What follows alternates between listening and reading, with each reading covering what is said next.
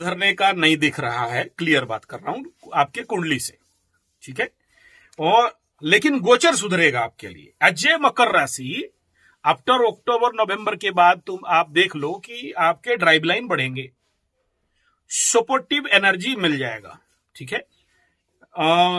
समझ लो कि मकर राशि के लिए मैं कहता हूं आने वाला 5 साल जब तक नेक्स्ट ढैया नहीं लगता है तब तक, यानी नेक्स्ट 5 ईयर इज फॉर मकर राशि। यही लोग लीड करेगा पूरा सिस्टम को, हर दिशा से करेगा। क्योंकि अगर आगे 12 राशि में 12 आदमी को लाके खड़ा कर दो तो जब शनि कुंभ को छोड़ते रहेंगे, देखना सबसे मैच्योर्ड आदमी रहेगा मकर वाला। इतना ठोकाई खाया है ये 5 साल 5.5 साल में कि और कोई खाया ही नहीं है। तो वो मैच्योरिटी शनि बाबा दे के निकल रहे हैं। कुंभ को भी उतना मैच्योरिटी नहीं मिलेगा, मीन को भी नहीं मिलेगा जितना मकर को मिला हुआ है विगत 5.5 साल में। तो नेचुरली ये हर जगह में मकर वाले लीड करेंगे करेंगे करेंगे। वो भारी पड़ने वाले हैं, मकर हर आदमी के लिए भारी पड़ने वाला है, पूरे वर्ल्ड के लिए भारी पड़ने वाला है। तो इस क्षेत्र में मैं कहूंगा भाई आपके लिए तो 50% आपके तरफ एनर्जी जा रहा है, बाकी 50% आपको कमाना है। 50% का नंबर आपको कमाना है आपके कुंडली से।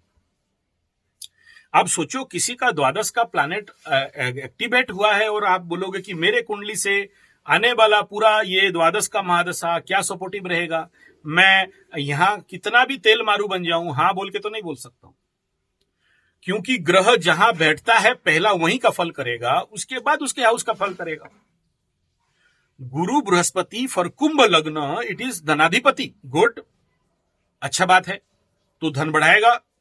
अच्छा, गुरु बृहस्पति लाभाधिपति, एकादश लॉर्ड, वेरी गुड, अच्छा बात है, तो वो भी करे आएगा। लेकिन कब? जब लॉस करवाएगा। क्योंकि मेरा पहला काम, मैं लॉस में बैठा हूं, मैं ड्राइविंग सीट में बैठा हूं, तो मैं पहले गाड़ी चलाऊंगा, कंडक्टर का काम बाद में करूंगा, पैसा कलेक्शन का काम बाद में करूंगा, वो मेरे लिए दूर है। मैं ड्राइविंग सीट में बैठा हूं तो पहला ड्राइविंग करूंगा,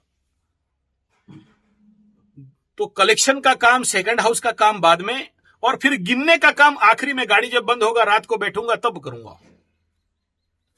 तो क्योंकि मैं व्यय हाउस में बैठा हूं और बकरी अवस्था में अति बली अति पावरफुल बन के बैठा हूं, सडन करवाऊंगा, तो इसके लिए आप अपने ग्रहों का ऊर्जाओं को बैलेंस करने के लिए अपने अंदर, ठीक है ना, जब आप उस क्षेत्र पे काम करने लग जाओगे तो नेचुरली ये बहुत अच्छा हो जाएगा।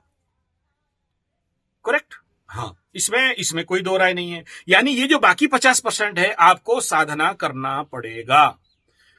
इन आपके कुंडली को बैलेंस करने के लिए आपको जब तब पूजा पाठ, हवन, कीर्तन, मार्जन इत्यादि, और मेनली मैं कहूंगा ध्यान का प्रैक्टिस वर्तमान से करना चालू करिए, तो आपका एनर्जी ऑटोमेटिक बैलेंस होने लगेगा। और जो मैं 2 रास्ता बताया, वो गुरु का और पंडित लोगों का, वो करके वो मैं नहीं कह रहा हूं कि एक बार में हो जाएगा, क्यों नहीं होगा, एक बार में बता रहा हूं।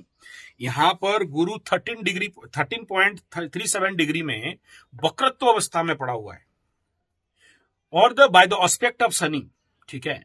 तो यहां आप जैसा व्यक्ति सच्चा धर्म साधक बनता है, जिसके कुंडली में गुरु के ऊपर शनि का दृष्टि हो ना, तो वो एक सच्चा आध्यात्मिक व्यक्ति रहता है। वो ढकोसला ढोंगी आध्यात्मिक नहीं रहता। Is a very practical one kind of, कुछ हद तक सोच लीजिए आप, सन्यास का भाव, आध्यात्मिक भाव, भक्ति भाव, ये दिखता है। ये लोग कोई चिता चेतन मार के, टीका उका लगा के, गेरुआ पहन के बाबागिरी पे विश्वास नहीं करते।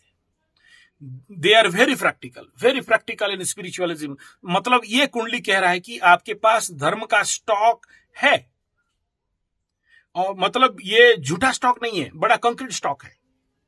लेकिन वही स्टॉक, वो बली धर्म शक्ति आपको कहीं ना कहीं एक प्रकार का नुकसान जोन पे लेके जा रहा है, लॉस जोन पे लेके जा रहा है।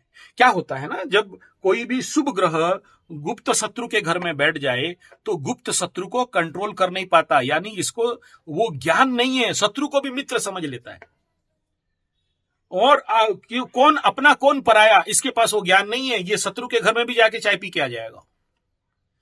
जानता है कि ये मेरा दुश्मन है, जानता है कि ये मेरा पीछे मतलब बैक बाइटिंग करता है, लेग पुलिंग करता है, ये मेरे को धोखा दिया है, फिर भी जाएगा भद्रता के साथ 2 कप चाय पी के आ जाएगा, भला भला कहेगा, कल बीमार हुआ तो अपने पॉकेट से निकाल के पैसा दे के आ जाएगा।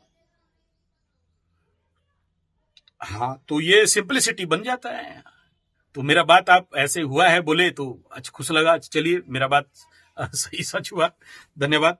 तो ऐसा व्यक्ति करते हैं, मैं देखा हूं बहुतों के साथ। ये सिंपलिसिटी और बदान्यता और जिसको बोलते हैं this is one kind of भद्रता, शीलता, हृदय में आदमी का एक मतलब शत्रु के लिए भी हृदय में एक सॉफ्ट कॉर्नर, ठीक है। तो ये भारी पड़ता है इनको जिंदगी में, इट इज नॉट गुड। व्यवसाय में बनिया, अब सोचो शेर घास के साथ दोस्ती कर ले, शेर मतलब मांस के साथ दोस्ती कर ले तो खाएगा क्या, घास। तो ये होता है इनके साथ। और ये जो पॉजिटिव एनर्जी है आपके लिए कहीं ना कहीं नेगेटिव इंपैक्ट डाल देता है, ठीक है। On the case of income and business and stability, यहां पर ये आके मतलब एक नेगेटिव प्लेटफॉर्म बिल्डअप कर देता है। ऐसा व्यक्ति मैं बड़े बड़े देखा हूं जो आखिरी में जिंदगी का सारा पैसा, धन दौलत जो भी कमाया अपने बेटा बेटियों के लिए नहीं देगा, लेकिन किसी और के लिए या समाज के लिए, किसी लाइब्रेरी के लिए, किसी गौशाला के लिए, किसी मंदिर के लिए, किसी और महान धर्मानुष्ठान के लिए दे देगा। बोला क्या चाहिए, चलो मेरा बेटा कमा लेगा यार, दे दो। इस प्रकार का वैराग्य मानसिकता इनके अंदर बिल्डअप हो जाता है। मैं बहुत बड़े बड़े ऐसे व्यक्ति, दिग्गज व्यक्तियों को देखा हूं। और ऑकल्ट में भी बहुत डेवलपमेंट देता है समाज का। अब ये लोग जाके बिना फालतू का समाज के किसी असुविधा प्रॉब्लम को लड़ने के लिए इवन ये कोर्ट कचहरी भी चले जाते हैं। इनका हो नहीं हो लेकिन दूसरे का भला के लिए अपने को बलिदान देना, इस प्रकार का परिस्थिति। खुद नहीं खाएंगे, दूसरे को खिलाएंगे। अपने पकड़ लो एकदम स्कार्सिटी ऑफ फूड है, ये अपने लिए भी नहीं बचा के रखेंगे, दे देंगे, ठीक है ना। हाँ, तो this all are the fault line है। लेकिन संसार के लिए तो ये नियम नहीं है। संसार कहता है पहले अपने लिए फिर बाद में दूसरे लिए, ठीक है। तो अति निस्वार्थी पर होना जो इनके लिए कभी ना कभी जीवन के स्टेबिलिटी एंड ग्रोथ के लिए बाधकर बनता है, और इनको कोई नहीं सुधार सकता। भगवान ब्रह्मा भी आ जाए शंख चक्र गदा पद्म में कि भाई सुधर जा, ये लोग नहीं सुधरेंगे। ये तभी सुधर सकते हैं अगर काला पंडित आशीर्वाद कर दे तो, ठीक है। हाँ, यही है।